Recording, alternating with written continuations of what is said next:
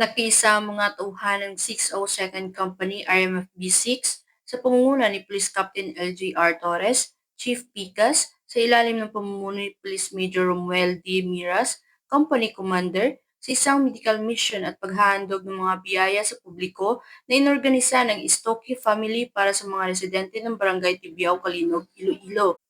Ginanap ang nasabing aktibidad sa Tibiao Elementary School nito lamang ika-16 ng Marso taong kasalukuyan. Sa pangunguna ng Istoki Family, katuwang ang iba't ibang organisasyon at individual, kabilang ang 602nd Company, RMFB-6, maraming residente ang nakatanggap ng libreng FBS testing, medikal na konsultasyon, pagtutuli, family planning counseling at libreng gupit.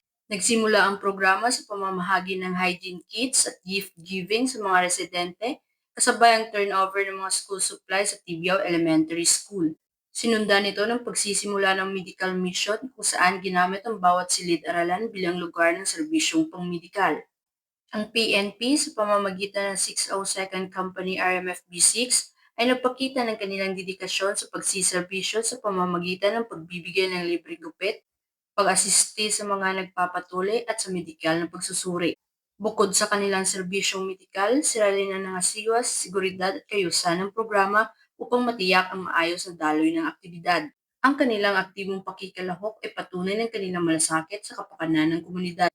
Layunin ng programang ito na magbigay ng libreng serbisyong medikal sa mga nangangailangang residente, kabilang ang konsultasyon, libreng gamot, tuli para sa mga bata, libreng gupit, at family planning counseling bilang bahagi ng pagdiriwang ng buwan ng kababaihan.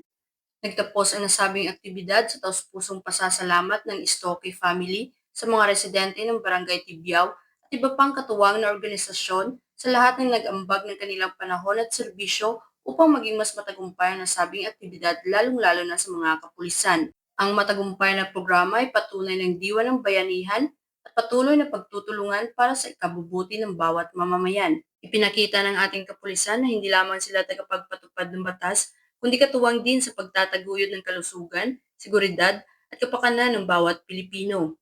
Ang kanilang malasakit at serbisyo ay patunay na ang PNP ay tunay na kaagapay ng sambayanan sa pagbuo ng mas ligtas at mas maunlad na komunidad.